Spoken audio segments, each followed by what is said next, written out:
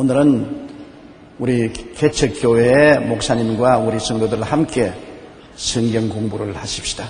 데살로니가 후서 제3장 9절부터 있는 말씀을 가지고 우리가 공부를 하겠습니다. 9절 다 같이 읽겠습니다. 우리에게 권리가 없는 것이 아니요 오직 스스로 너희에게 본을 보여 우리를 본받게 하려 함이라. 목회자가 목회를 하면은 가장 피부에 닿게 고통을 당하는 것이 물질적인 고통인 것입니다. 이는 어찌할 수 없이 물질이라는 인생을 살아가는데 없어서는 안 될 것이기 때문에 굉장히 괴로움을 느끼게 됩니다. 저도 교회 개척할 때 가장 힘들었던 것이 영양실조였었습니다. 못 먹으니까 영양실조가 되어서 격심하게 어지럼증에 걸렸던 것을 기억합니다. 하루에도 한 두세 번 심장이 뛰기 시작하면 심장이 140, 150, 200까지 뛰기 시작하면 들어누워 있으면 죽음의 불이 발끝에서 머리까지 확 파도처럼 쳤다가 파도처럼 흘러가고 이제는 죽었구나. 그런 체험을 한 것이 한두 번이 아닙니다.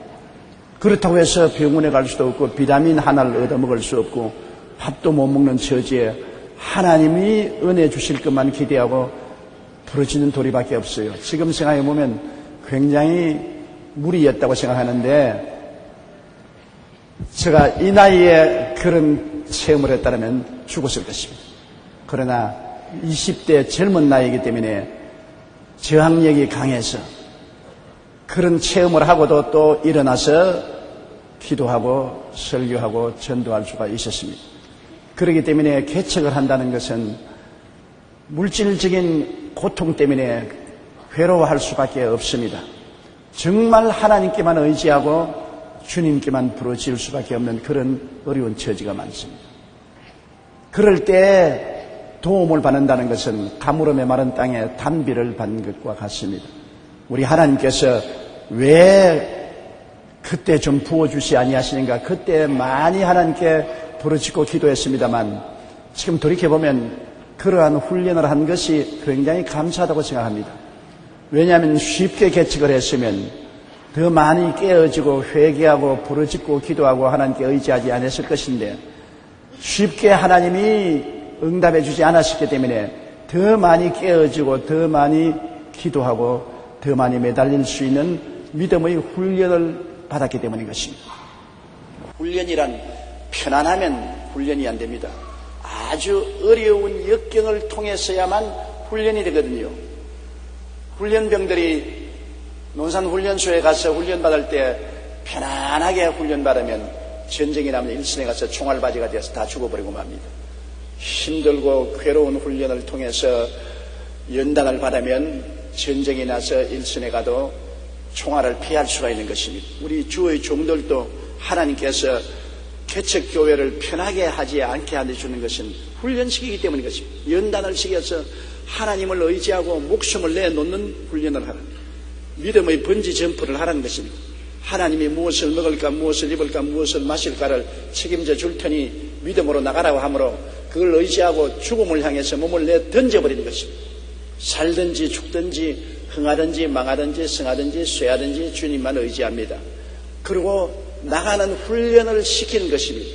주의 종이 하나님 앞에서 이와 같은 훈련을 받아야 그 믿음으로 많은 성도들을 도와줄 수 있습니다. 주의 종이 편안하게 목회를 한 사람은 고난당하는 성도들을 도와줄 수가 없어요. 고난당하는 성도들과 함께 웃고 함께 울고 그들의 짐을 함께 걸머지기 위해서는 그들 앞서 고난을 통하는 체험을 해야만 되는 것입니다. 목회자가 된다는 것은 신학교 졸업만 한다고 목회자가 되지 않습니다. 목회자는 머릿속에 하나님 말씀을 많이 배우고 연구한 것도 필요하지만은 실제 일선에 나가서 억센 고통을 통해야 목회자가 되는 것입니다.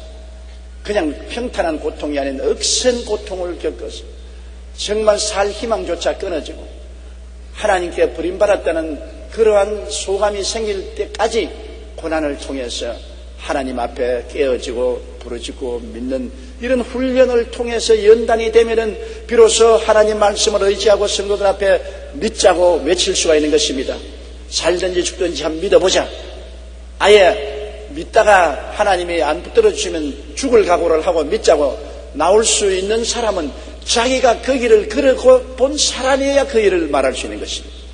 이러므로 주의 종은 많은 고난을 겪은 사람이 주의 종이 됩니다. 평신도보다 훨씬 많은 고난을 겪은 사람이 주의 종이 되는 것입니다. 여러분, 주의 종보다도 성경을 잘 아는 평신도들 많습니다. 세상적인 교육도 훨씬 많이 받은 평신도들이 많습니다. 그러나 평신도와 주의 종이 다른 것은 주의 종은 하나님의 부르심을 받아 맹훈련을 받은 사람이 주의 종이 되는 것입니다. 고난의 풀무불을 통해서 많은 서름을 당하고 고통을 당하고 괴로움을 당하고 이를 극복해 나온 연단받은 그러한 종이 주의 종이 되는 것입니다. 이렇기 때문에 주의 종을 선택하는 표준은 그 사람이 얼마나 많은 고난의 물과 풀을 통했는가 그것이면 됩니다. 그러면 그 주의 종이 하나님의 말씀을 들고 나갈 때 많은 사람을 도와줄 수 있고 수고하고 무거운 짐을 함께 걸머져 줄 수가 있는 것입니다. 바울 선생은 위대한 사도로서 복음을 전가하면서 많은 사람들의 도움을 받을 수가 있었습니다. 그가 당연히 사도요 소아시아의 교회들을 자기가 다 세웠으니 성도들의 헌금을 통해서 정당한 월급을 받고 평안하게 목회할 수 있음에도 불구하고 바울 선생은 그 특권을 포기했습니다.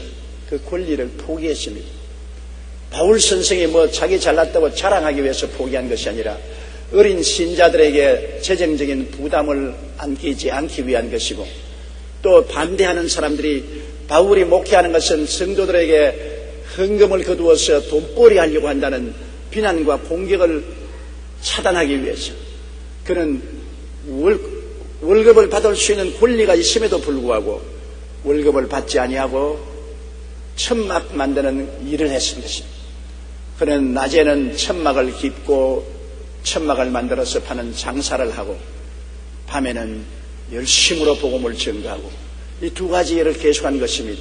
실제로 가장 이상적인 것은 복음 말씀을 전가하는 일에 전력을 기울이는 것이 이상적인 것입니다. 사람이 두 가지 일을 하면은 두 가지 일이 다 잘하지 못할 때가 있는 것입니다. 그러나 바울 선생이 개척하던 소아시아에는 특별한 상황이었습니다. 왜냐하면 예수 믿는 사람들이 극히 적고 또 굉장히 가난하고 힘든 사람들이 교회에 나왔습니다. 그러므로 그들이 바치는 헌금을 바울 선생이 월급으로 받는다는 것이 너무나 마음이 괴로웠습니다. 또 원수들이 끊임없이 바울이 사람들을 이용해서 치부하려고 한다고 공격을 하기 때문에 이 공격도 차단하기 위해서 그는 스스로 월급을 받을 수 있는 권리를 포기하고 천막 장사를 한 것입니다. 제가 생각할 때는 바울 선생이 천막 장사 안 하고 그 시간에 더 많은 기도를 하고 말씀을 전했었으면 더 많은 하나님의 영광이 나타났으리라고 믿습니다만 바울은 별 도리 없이 그렇게 한 것입니다. 그렇다고 해서 여러분 요사이 개척 전도하는 주의 종들 보고 바울도 천막 장사인데 당신도 장사하고 돈 벌어가면서 목회하라 그런 요구를 하면 안 됩니다. 지금은 그 시대가 다릅니다. 지금은 교회가 많이 부흥하고 발전되고 교회가 재정적으로 튼튼한 교회들이 많습니다. 이제 오늘날 어느 주의 종이라도 교회를 개척해서 교인들을 통해서 돈벌이 하려고 한다는 그러한 오해를 받은 시대는 지나갔습니다.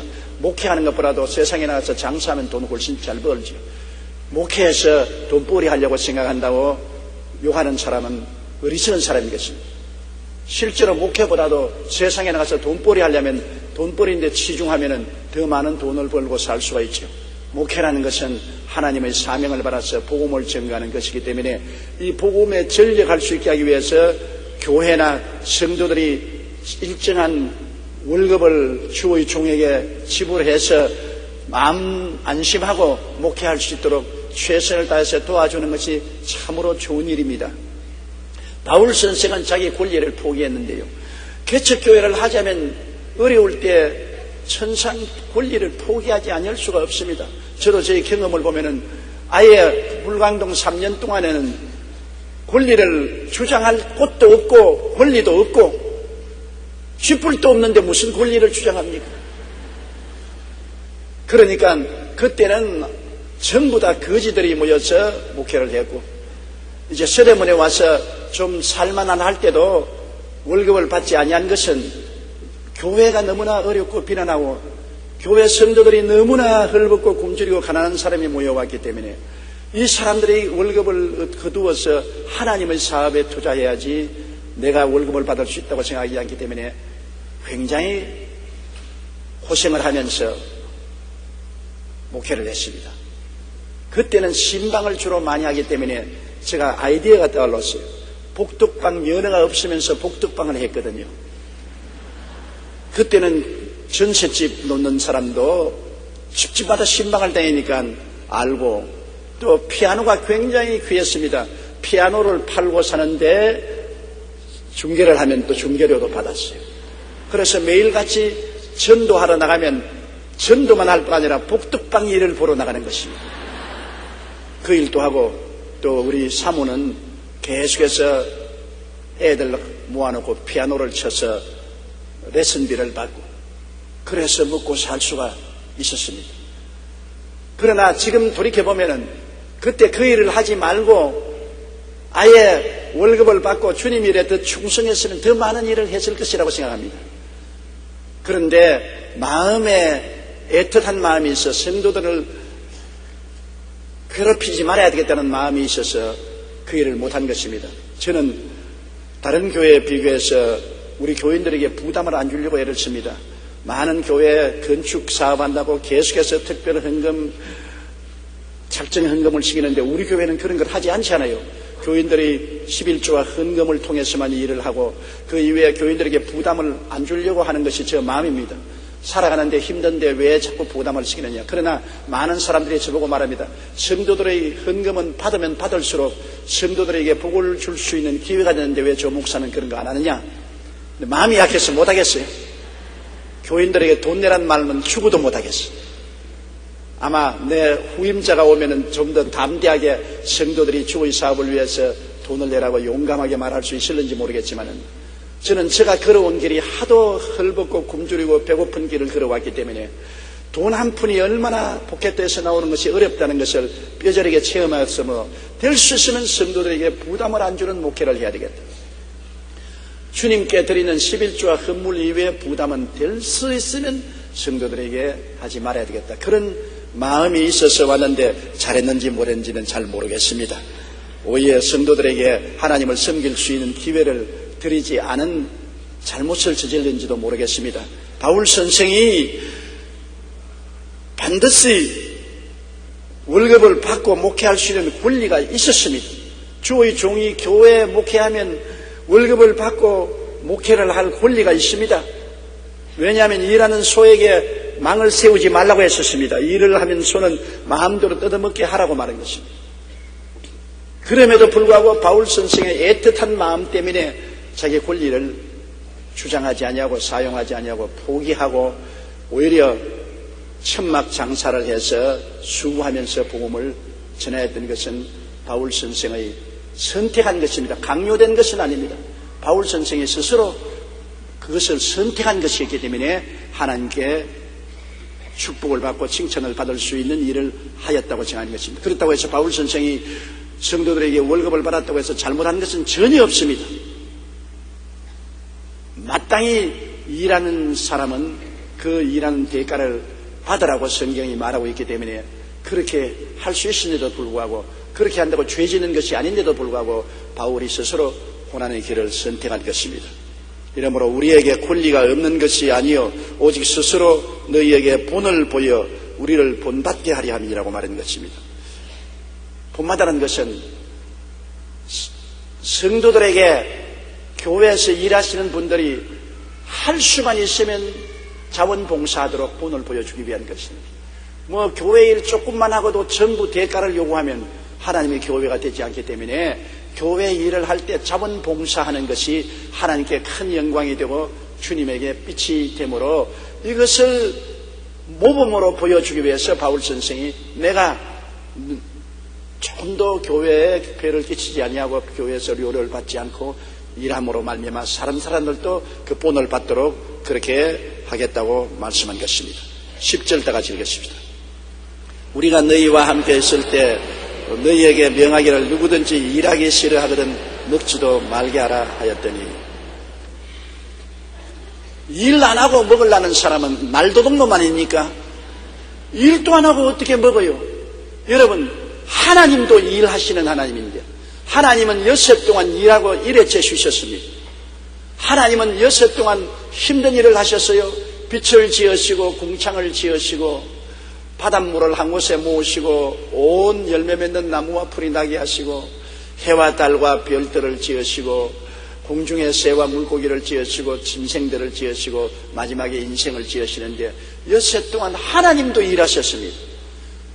하나님도 일하시고 난 다음에 일회째 쉬셨습니다. 그리고 하나님이 십계명에 안식일을 거룩히 지켜라, 여섯 동안 일하고 일회째 쉬라고 말했습니다. 그냥 쉬라고 말 안 했어요.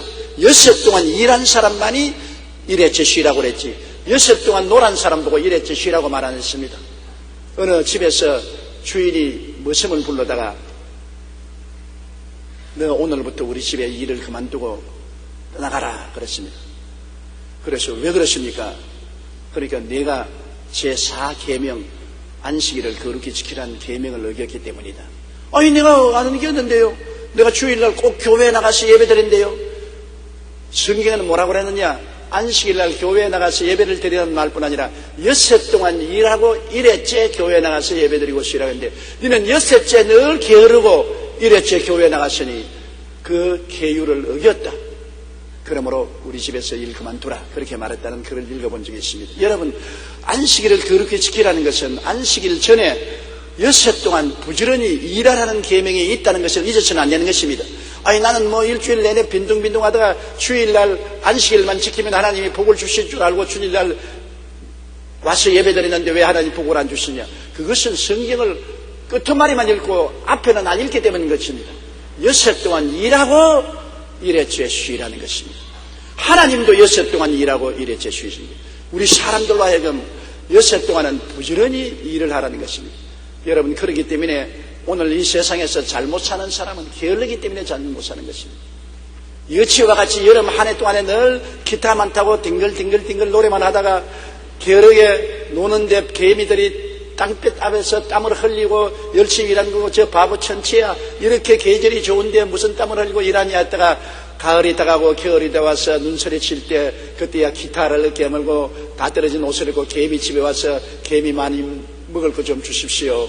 개미 마님이 나와서 여름에 좋을 계절에 너는 기타나 타고 노래나 불렀지 여치야. 우리는 그때 땀을 흘려 일했기 때문에 이 겨울에 양식 사놓고 자식들하고 따뜻하게 사는데 너에게 줄 양식은 없다. 가라.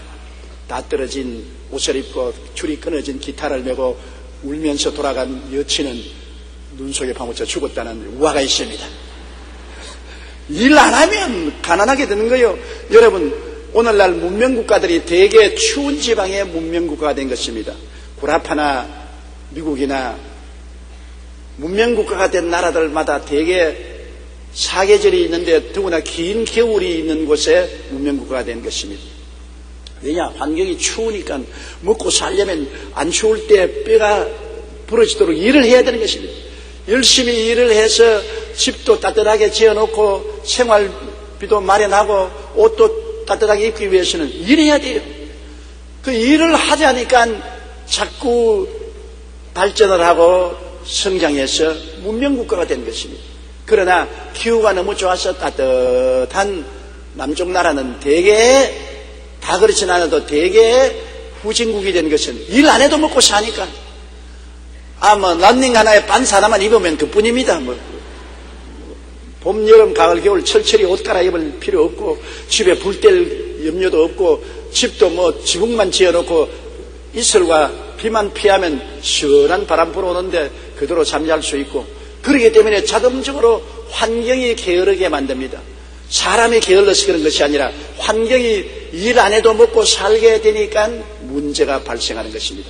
일을 안 하니까 자연적으로 문명에 뒤뛰고 발전하지 못하는 것입니다.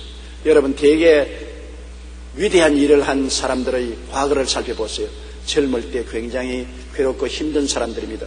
부모님들이 별로 유능하지 못해서 가정이 가난하고 헐벗고 굶주린 자녀들이 결심을 하고 나는 이 가난의 대를 물리지 않겠다.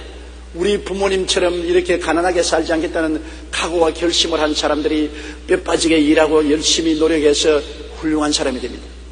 외국이나 한국에 지도적인 인물이 된 사람들, 아주 편안하고 안락한 집에서 성장한 자녀들이 별로 없습니다. 아주 고달프고 괴로운 집안에서 태어난 자녀들이 이를 깨물고 공부를 하고 열심을 다하는 것입니다. 자연적으로 부모가 잘 살고 환경이 안락하고 고생 안 해도 먹고 살면은 노력을 안 하지요.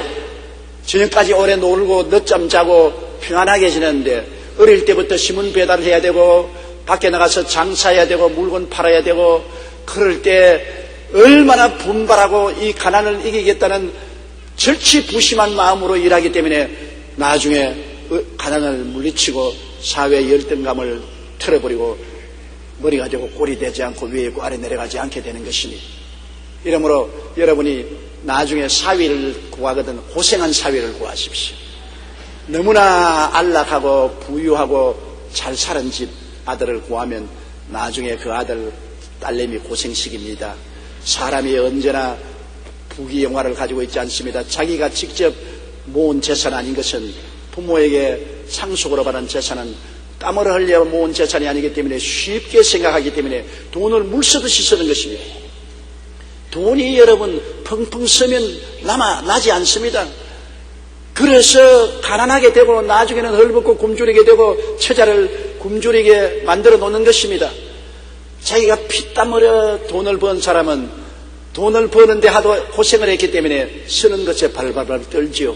돈을 좀처럼 자기 분수 이상으로 쓰지 않기 때문에 재물을 당대에 간직할 수 있습니다. 절대로 노력하지 않는 돈을 자손에게 주는 것은 저주가 되는 것입니다. 자손에게 노력하지 않은 돈은 축복이 아닙니다. 절대로 축복이 아닙니다. 그것은 그 자녀에게 일시적으로 우리 부모가 많은 돈을 주니 고맙다고 생각하게 만들지 모르겠지만 장래에 저주를 갖다 주는 것입니다. 절대로 자기가 피땀 흘려 번 돈 아닌 공짜로 흘러들어온 돈은 공짜로 흘러나가버리고 마는 것입니다. 그걸 잊어버리지 말아야 돼요. 빌 게이트 같은 미국의 세계적인 부자도 그 많은 돈을 자기 자손에게는 조금밖에 안 주고 거의 전체를 사회사업에 투척하는 이유가 그것인 것입니다. 자기 벌어서 자기 당대에 쓰고 사회에 환원하는 것이 가장 좋은 길입니다. 돈도 여러분 버는 맛도 있거든요. 자기가 고생하면서 돈 벌면 돈 버는 맛도 있고 돈 쓰는 즐거움도 있지만은 공짜로 쏟아진 돈은 버는 맛도 없고 쓰는 재미도 없습니다. 그렇기 때문에 저주가 되는 것입니다. 고생을 많이 한 청년을 구해가지고서 사회를 삼아놓으면 절대 딸내미 안 굶겨요. 딸내미 시집 보내려면 걱정 많지 않아요. 가만히 살펴보세요. 그 청년이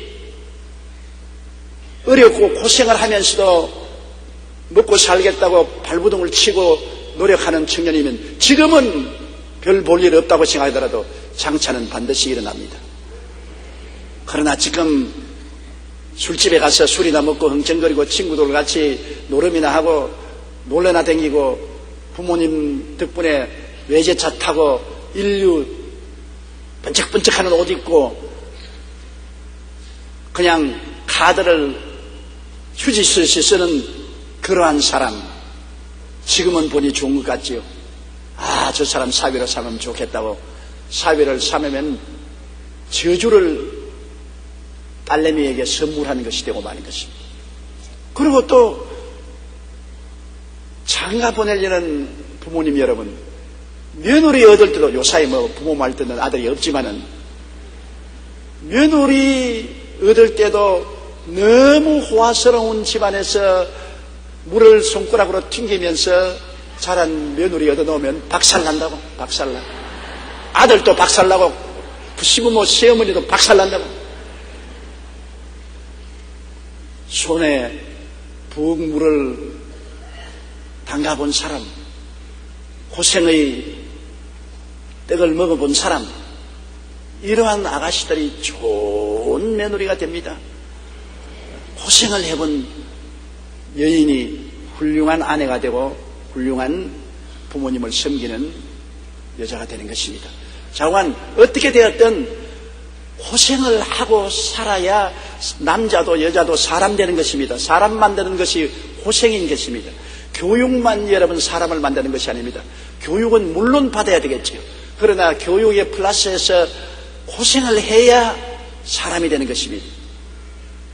나는 우리 교회 제자들 중에 나에게 원망하는 제자들 말을 들었습니다. 나에게 말하기를 목사님이 개척을 시키려면 한 10억이고 20억이고 돈을 딱 줘가지고서 교회를 딱 지어가지고 개척을 시켜야지 눈물 많은 돈을 줘가지고서 정말 고생을 하게 합니까? 내가 그래서 모르는 소리 하지 마라. 내가 교회를 10억이나 20억 지어서 탁 사서 교회당을 지어서 탁 넣어주면 그 목사에게는 저주를 주는 것이다. 저주를 주는 것이다. 아무 고생하지 않고 평안히 들어가서 무슨 주여 주여 속에서 우러나오는 주여 주여가 나오며 무슨 뼈에 사무치는 주를 믿고 살자는 설교가 나옵니까? 여러분, 하나님을 믿는다는 것은 좋은 환경에서 믿어지지 않습니다. 배가 고파야 믿어져요. 몸이 아파야 믿어져요. 버림받아야 믿어져요. 백척간도에서 죽지 아니면 살기로 뛰어내리는 경험을 해야 믿어져요. 복음이란 믿음을 증거하는 것입니다. 사람들에게 믿으라고 하는데 자기가 믿음의 그 길을 걸어오지 않은 사람이 누구에게 믿으라고 하는 것입니까? 절대로 고난의 길을 걷지 않은 사람은 주의 종이 안 됩니다. 인류 신학교를 나오고 인류 대학의 학력을 가지고 있다 할지라도 고난의 길을 걷지 않은 사람은 주의 종이 절대로 안 됩니다. 그걸 내가 알기 때문에 주의 종들이 개척하러 나갈 때 겨우 발을 디딜 수 있는 터전만 허락해 주는 것입니다.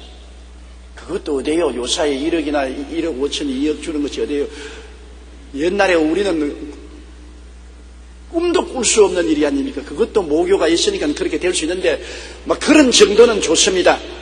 그래서 소도 언덕이 있어야 문지른다고 언덕을 만들어주고 그 다음에는 자기가 해야 되는 것입니다. 자기가 그것을 의지해서 성도들을 모으고 헌금 모아서 땅 사고 집 짓고 해야 되는 것입니다. 그래야 주의 종이 되는 것입니다. 평탄한 길로 걸어가면 결코 주의 종이 되지 않는 것입니다.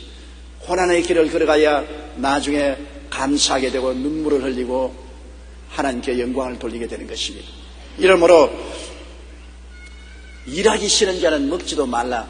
일하기 싫은 자는 먹지도 말라는 것이 아니라 일하기 싫은 자에게는 집도 주지 말고 밥도 주지 말고 옷도 주지 말고 아무것도 주지 말라는 것입니다. 이 하나님의 뜻입니다. 열심히 일을 하는 자에게 옷도 주고 지위도 주고 명예도 주고 은혜도 주시지 일 안 하는데 뭘 줍니까? 여러분, 한국에서 꿀벌을 치는 양봉업자가 브라질에 이민을 가서 한국 꿀벌을 잔뜩 가지고 왔는데 철에는 열심히 꿀을 따더랍니다. 왜? 한국에는 겨울이 있기 때문에 꿀벌들이 겨울에 먹을 꿀을 만들기 위해서 봄, 여름 열심히 꿀을 만들잖아요. 브라질 따뜻한 데 갖다 놓으니까 그걸 모르고 겨울이 오는 줄 알고 열심히 꿀을 따더니만 한 해, 두 해 지났는데 겨울이 안 오니까 그 다음부터 막 꿀을 안 따더랍니다. 버려버렸어요. 열심히 꿀을 안 따도 1년 내내 꽃이 피고 꿀을 구할 수 있는데 무엇 때문에 꿀을 따겠는가? 그렇기 때문에 보십시오. 좋은 환경이 우리에게 축복이 안 되는 것입니다. 거친 환경이 우리에게 환경에 도전할 수 있는 큰 용기와 힘을 주는 것입니다. 토인비가 말한 것처럼 인류 역사는 도전하지 않는 응전으로 이루어진다. 어려움에 대해서 우리가 응전해서 그것을 극복함으로 새로운 역사가 만들어지는 것입니다. 우리 한국도 지금 새로운 역사가 만들어지려고 하고 있습니다. 왜냐하면 북한이 핵을 개발해서 우리에게 협박을 하니까 이제 엄청난 위협을 당하고 있는 것입니다. 우리 국민들은 지금 벙벙하고 있어요. 하도 이런 일을 많이 당하기 때문에 연단을 받아가지고서 이제는 벙벙하고 있지만 실제로는 참 어마어마한 시련입니다. 핵이라는 것은 원래 재래식 병기하고는 틀립니다. 한 방에 다 가버리는 것입니다.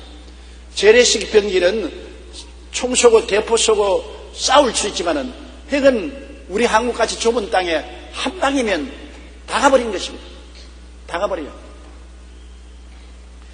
그러한 위험한 일이 일어나고 있습니다. 핵실험을 했고 또 핵실험을 하려고 하고 있습니다. 그러면 그 핵을 가지고 우리 대한민국을 협박하면 우리 대한민국은 별 도리 없이 두 손 들 수밖에 없습니다. 그런 큰 위기에 처했습니다. 정치적인 위기입니다. 경제적인 위기입니다. 사회적인 위기예요. 이 위기를 우리가 극복을 하면 우리 한국이 더 안정되고 잘 살 수 있는 나라가 되고 이 위기에 저항을 잘 못하고 극복을 못하면 우리 한국은 무너져버리고 마는 것입니다. 위기라는 것은 극복하면 더 크게 발전하고 극복 못하면 무너지는 것입니다. 그런데 우리 한국의 이 위기를 극복할 수 있는 힘은 어디에서 나옵니까? 교회에서 나오는 것입니다. 너희는 내게 부르짖어라. 내가 내게 응답하겠고 내가 알지 못하는 크고 비밀한 일을 보이라. 이 말씀이 진짜 이루어질 때가 왔는 것입니다. 지금이야말로 교단 교파를 초월해서 하나로 뭉쳐서 주님께 이 나라를 구해달라고 주야로 부르짖을 때가 온 것입니다. 하나님께 부르짖고 하나님의 도움을 간구해서 하나님이 역사에 개입함으로 하나님이 문제를 해결하는데 우리가 도저히 상상을 초월한 크고 비밀한 역사로서 이 문제를 해결하게 될 것인 것입니다. 북한은 원자탄을 개발함으로 그들이 완전히 한국을 지배하든지 안 그러면 망합니다. 둘 중에 하나입니다. 원자탄 때문에 그들이 완전히 한반도를 지배하고 강성국으로 정말 일어나서 큰 소리하는 협박군이 되는지 안 그러면 원자탄 때문에 망합니다. 중간은 없습니다. 이것이냐 저것이냐는 것입니다. 죽느냐 사느냐는 것입니다. 이 문제에 하나님이 개입하면은 우리 대한민국은 살고 북한은 죽죠. 하나님이 역사를 심판하는 권한을 가지고 있는 것입니다. 그렇기 때문에 우리가 한기총 주체로 우리 교회에서 북한 핵 문제를 폐기하기 위한 기도회를 가졌고 또한 오늘 금요일 날 우리가 성령 100주년 대회 때도 이를 위해서 기도할 것입니다. 한국 전 교인들이 정신을 차리고 주님께 회개하고 부르짖어 기도하면 하나님이 간섭해 주시는 것입니다. 하나님이 간섭하시면 무슨 어려움이 있겠습니까?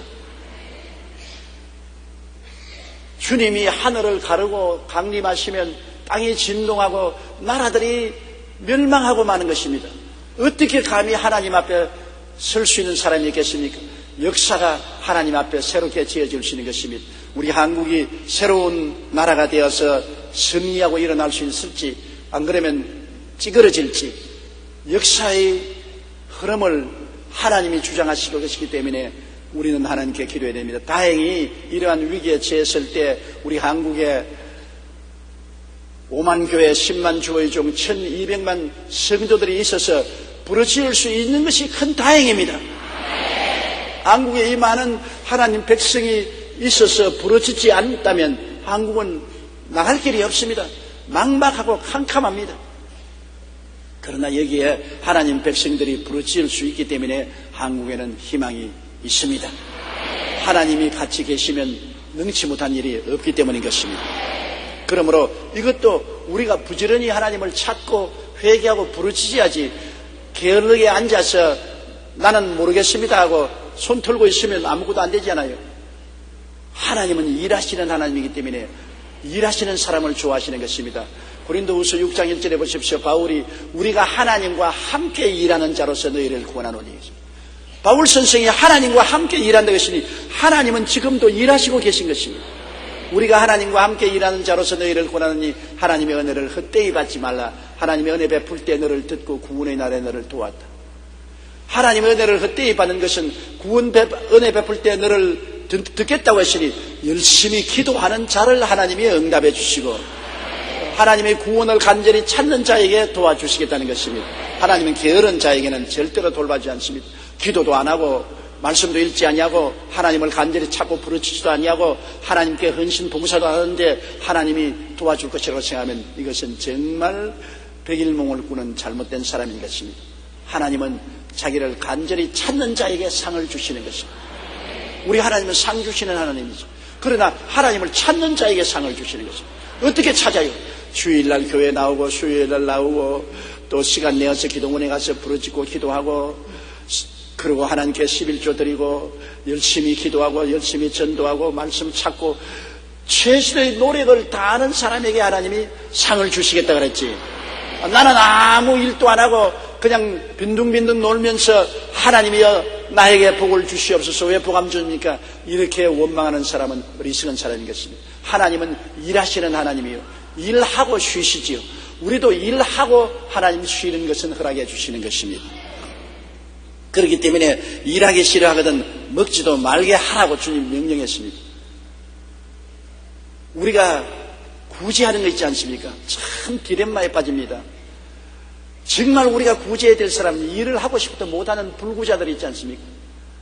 사지가 병들어서 못 쓰는 사람들, 불구자, 장애인들, 일하고 싶어도 일을 할 수 없는 처지에 있는 사람들은 우리가 도와야 돼요. 이를 돕는 것은 하나님의 뜻입니다. 그러나 사지가 멀쩡함에도 불구하고 홈레스가 되어서 길거리에 앉아서 구걸하는 사람들을 도우란 말은 하지 않습니다. 일하기 싫은 자는 먹이지 말라고 했었습니다. 괜히 동정심을 가지고 사지가 멀쩡하여서 일할 수 있음에도 불구하고 게을러서 일 안 하고 술이나 마시고 지하도에서 자리를 깔고 들어 누워있고 이러한 사람들을 하나님이 도우라고 말하지 않았습니다. 일하려고 하면 얼마든지 할 수 있어요. 휴지라도 모을 수 있습니다. 우리는 6.25를 통해서 살아왔기 때문에 6.25 때 그 어려울 때 안 한 일이 없습니다. 저는 나이가 어린 소년이었지만은 밤에는 부두에 가서 험한 일 다 하고 그리고 아버님을 도와서 길거리에 나와서 복숭아 장사, 감 장사 하다가 빗자루를 얻어맞고 쫓겨나가고 온갖 일 다 했습니다. 먹고 살려고 발부동을 칠 때 먹을 수 있게 해주시지. 사지가 멀쩡한데 왜 일 안 해요? 요사이 취로 사업을 해도 먹고 살 수 있고 휴재를 모아도 먹고 살 수가 있습니다.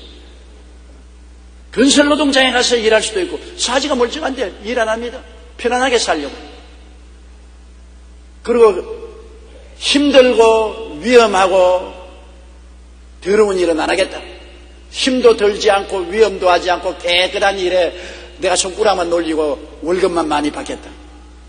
이러한 사람들을 도와주라고 말하지 않았었습니다. 성경에는 일하기 싫은 자는 먹지도 말게 하라. 남편이 일 안 하거든 밥 지어주지 마세요. 아내가 일 안 하거든 집에 밥 못 먹게 하십시오. 일을 하면 그 대가로서 하나님이 축복을 해주시는 것입니다. 하나님의 축복이 일하는 자에게 축복이 오지 일하는 자에게 축복이 오니까 밭을 메고 김을 다 메고 씨를 심고 열심히 일하면서 밭둑이 앉아서 하나님 곡식이 잘 되게 해주시옵소서. 그러면 복을 주시지요. 아무 밭도 메지 않고 씨도 심지 않고 밭둑이 앉아서 주여 풍년을 주시옵소서. 너나 잘해라. 주님께서 아무 복도 안 주실 것입니다.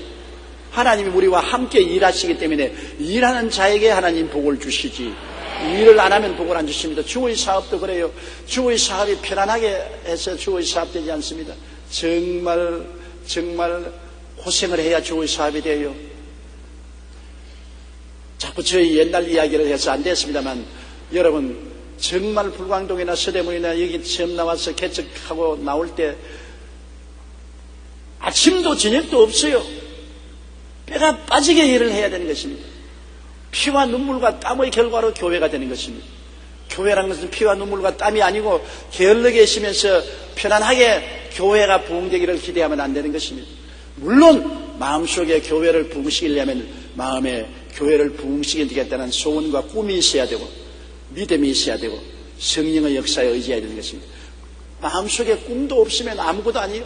마음에 교회를 성장시키겠다는 꿈이 있어야 돼요. 마음에 장사를 잘해보겠다는 꿈이 있어야 돼요. 마음에 사업을 잘해보겠다는 꿈이 있어야 돼요. 마음에 가정의 행복을 가져오겠다는 꿈이 있어야 돼요. 모든 것이 꿈으로 출발합니다. 꿈이 없는 백성은 망합니다. 꿈이 없으면 계란이 없는 것과 같습니다. 계란이 없으면 병아리가 나오지 않잖아요. 아무리 있어도. 꿈이 마음속에 있어야 품을 수가 있죠. 꿈이 있고 그 다음에는 꿈을 믿어야 돼요. 꿈을 맹렬하게 꿈을 꾸면서 그 꿈이 이룰 줄 믿고 기도하고 성령님께 의지하면 꿈이 자꾸 이루어지게 되는 것입니다. 그러나 꿈도 품지 않고 믿지도 아니하고 맹렬히 기도하지도 아니하고 성령님 도와주시옵소서 하면 성령님이 네 꿈이 있어야 내가 도와주고, 내가 믿음이 있어야 도와주고, 기도를 해야 도와주지, 내가 왜 너를 도와주느냐. 성령님도 역사하지 아니하는 것입니다. 그렇기 때문에 교회 사역도 교회를 성장시키겠다는 간절한 뜨거운 마음으로 꿈꾸는 사람이 교회 성장이 되지, 이렇게까지 교회 잘하면 잘하고 안 잘하면 안 잘하고 바람 부는 대로 물결 새는 대로 살아보지 않은 사람은 교회 성장 안 해요. 교회 성장을 꿈꾸고 교회 성장에 미쳐버려야 되는 것입니다. 저는 과히 교회 성장을 하겠다고 미쳐버렸습니다. 과거에 교회 성장을 하기 위해서 나는 완전히 획각 돌아버려요. 아무것도 눈에 안 보여요. 일어서나 앉으나 교회 성장밖에 안 보여요. 그렇게 맹렬하게 마음속에 교회 성장을 꿈꾸고 그것이 이루어질 줄 믿고 돈 100만 원 가지고 여의도 불판에 뛰어내려온 것은 미쳐서 내가 왔지 정상적인 마음은 안 옵니다. 그때 여러분 돈 100만 원 가지고 10억 건물을 짓겠다고 나왔습니다. 우리 교인들 돈 없었어요. 교인 한 8,000명, 그것도 다 현저동, 아현동, 천국 제1동네에 사는 사람들만 모아놓고 해보노옵니다. 그게 돈 100만 원 들고서 10억의 예산이 되는 여의도에 교회를 짓겠다고 나올 때 꿈을 꾸지 않고는 못 나옵니다. 미친 사람 아니고는 못 납니다. 완전히 교회 성장에 대해서 꿈을 꾸고 미쳐버렸어요. 그리고 번지 점프를 한 겁니다. 하다 안 되면 빈손 들겠다. 원래 부산역에서 3등 열차 타고 서울 올 때 나는 빈손 들고 올라왔으니까 망하면 빈손 들고 3등 열차 타고 내려가면 된다. 완전히 믿음으로 하나님께 자기를 내어 던진 것입니다. 그리고 맹렬히 기도하고 성령의 도움을 구했기 때문에 하나님이 교회를 이루신데, 지금도 제가 돌아보면 어떻게 이 교회가 되었는지 나는 도저히 상상을 못해요. 어디서 돈이 나와서 이곳에 땅을 사고 교회를 지었는지 아무리 생각해봐도 계산이 안 되는 것입니다. 계산이 되면은 기적이 아니지요. 계산이 안 되니까 기적이지요. 지금은 우리 교회가 이렇게 장성하고 교회가 힘이 있으니까 어떤 계획을 세워도 할 수가 있지요. 아무 계획을 세울 수 없을 때는 벼랑에 뛰어내리는 도리밖에는 다른 도리가 없는 것입니다. 그러나 여러분 마음에 꿈이 영롱하고 확실히 믿고 기도하면 벼랑에서 뛰어내리면 하나님이 받아주시는 것입니다. 받아주셔요. 그렇기 때문에 여러분 함께 일하는 사람을 볼 때 마음속에 꿈이 있는지 없는지 알아보세요. 마음에 꿈이 있고 믿음이 있고 꿈과 믿음을 가지고 기도하는 사람, 성령이 역사하는 것입니다. 믿음이 있고 꿈이 있고 꿈이 있고 믿음이 있고 믿음이 있고 꿈이 있고 꿈이 있고 믿음이 있고 믿음이 있고 꿈이 있고 꿈이 있고 믿음이 있고 아무리 말해도 부족합니다. 그러고 기도하면 성령이 역사합니다. 꿈이 있고 믿음이 있으면 기도 안 할 도리가 없습니다. 꿈이 있고 믿음이 있는데 어떻게 기도를 합니까? 아주 사생결단으로 기도하게 되죠. 자나 깨나 일어나 아니나 기도하게 되죠. 그렇게 기도하는데 성령님이 가만 보고 계실 수가 없어요. 성령이 회오리 바람을 불어오죠. 그러므로 기적의 연속이 일어나는 것입니다. 오늘날은 왜 우리에게 기적이 안 일어나냐고 묻는 사람 많은데, 기적이 안 일어나는 이유는 꿈도 없고 믿음도 없고 기도도 없기 때문에 기적이 안 일어나는 것입니다. 간단해요. 꿈이 있고 믿음이 있고 기도가 있으면 왜 기적이 안 일어나요? 기적이 일어나요. 우리 젊은 교역자 여러분 생애 속에 하나님 기적이 일어나야만 되고 일어나게 되는 것입니다. 그것은 내 마음속에 꿈이 있고 믿음이 있고 기도가 있으면 성령의 회오리 바람이 불어오는 것입니다. 불어와요. 없을 택이 없어요. 하나님은 살아계셔요. 지금도 하나님은 우리와 함께 일하시기를 원하시고 계신 것입니다. 11절요. 우리가 들은즉 너희 가운데 게으르게 행하여 도무지 일하지 아니하고 일을 만들기만 하는 자들이 있다 하니, 게으른 사람 지 혼자 게으르면 좋은데 게으른 사람은 돌아다니면서 일을 자꾸 만들어내요. 그게 문제라고. 집안에도 남편이 게으르거든 막 집에 아랫목에 가만히 들어누워 있으면 좋겠는데 돌아다니면서 화투치고 술 마시고 나쁜 친구들하고 어울리고 그렇게 일을 만들기 때문에 고통이죠. 또 아내가 집안에서 그냥 집안일이나 하고 가만히 있으면 좋겠는데 게으른 아내는 집안일은 안 하고 밥 먹은 것 소재도 안 하고 그릇은 이만큼 사놓고 파리가 윙하고 빨래는 안 하고 구석구석마다 빨래요. 그래 놓고 난 다음에 돌아다니면서 일을 만듭니다. 이거 하니까. 나무 돈 다 빌려가면서 산구석까지 찾아가면서 이걸 하는 비닐하우스에 들어가가지고 있어요.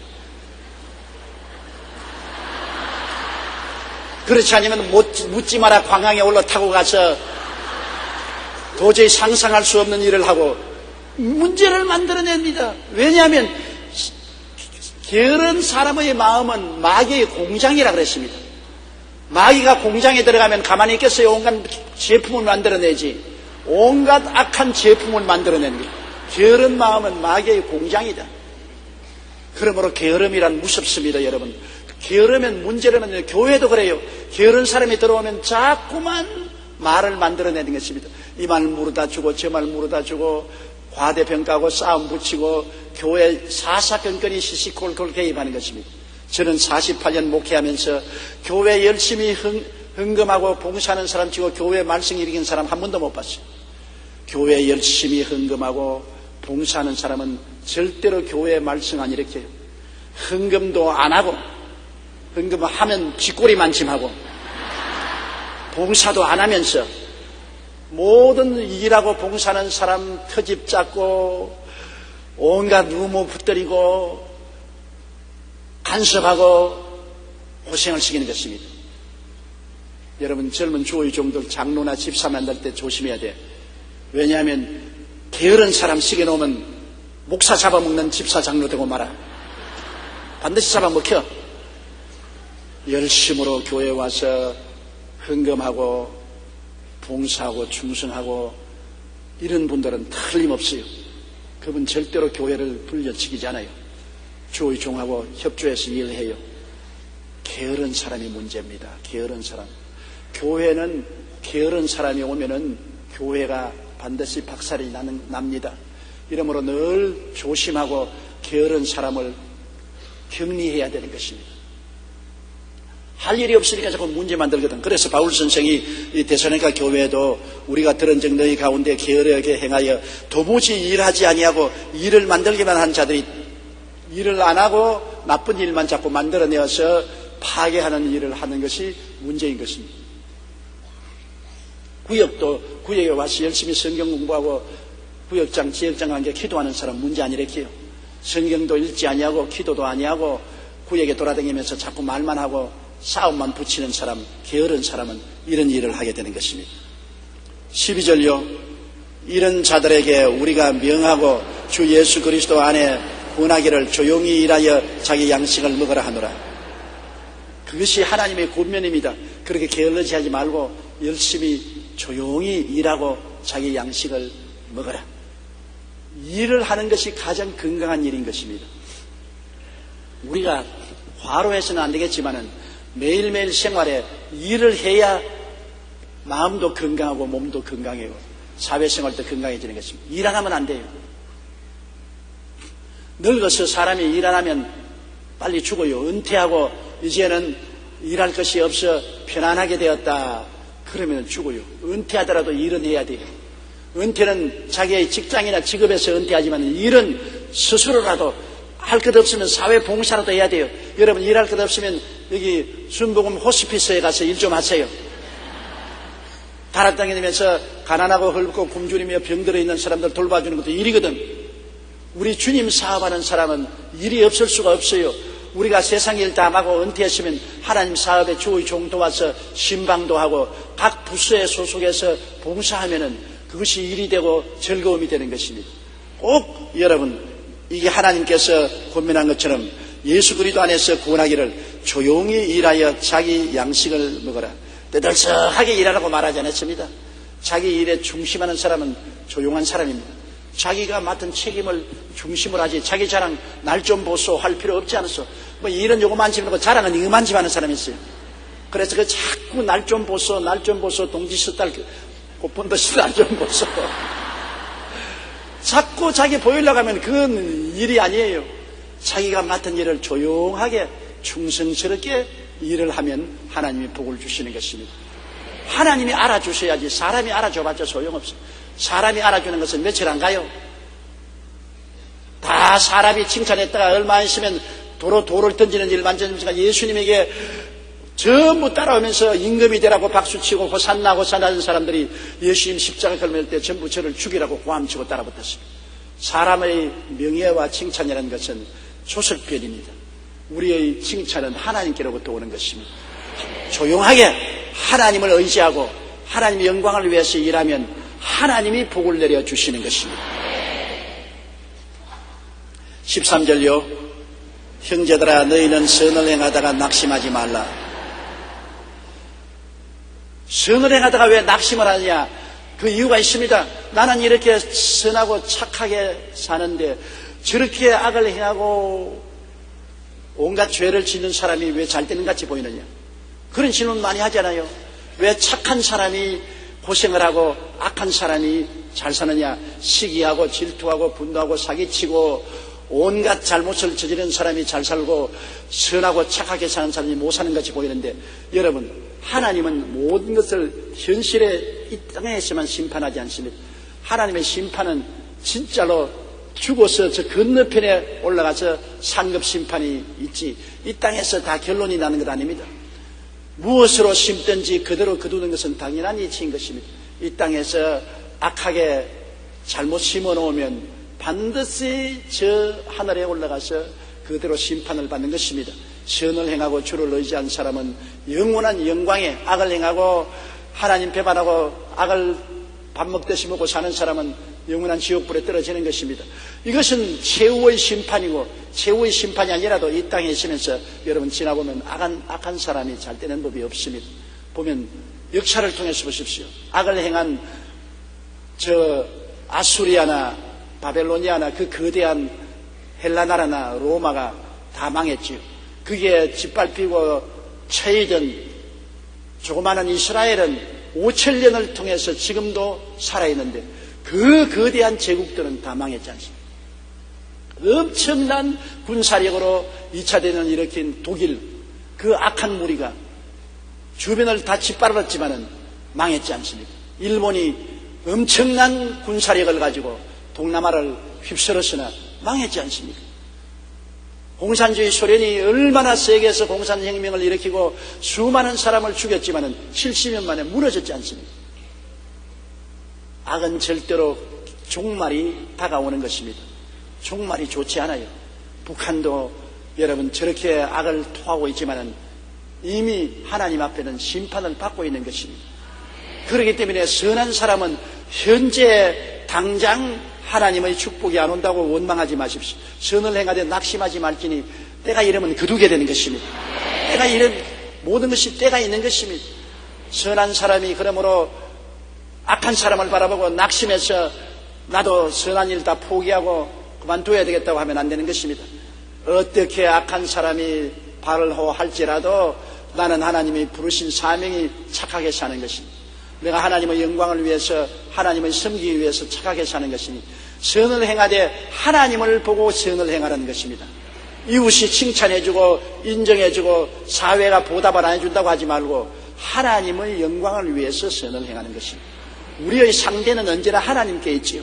칭찬도 벌도 하나님께 받는 것이지 세상을 바라보지 말아야 되는 것입니다. 그러므로 우리가 하나님을 바라보고 선을 행하다가 낙심하지 말아야 됩니다. 하나님은 모든 것을 계산하고 계십니다. 하나님이 때가 이르면 거두게 되는 것입니다. 요셉이 10년 종살이 할 때 얼마나 낙담했겠습니까? 형들이 저렇게 할 수 있느냐? 그 다음에 한 3년 동안 감옥살이 할 때 보디발의 아내가 얼마나 원망스럽겠습니까? 그러나 그때는 하나님이 안 계신 같이 보이고 하나님이 버린 것 같이 보였지만은 때가 오면 짠! 놀랬지!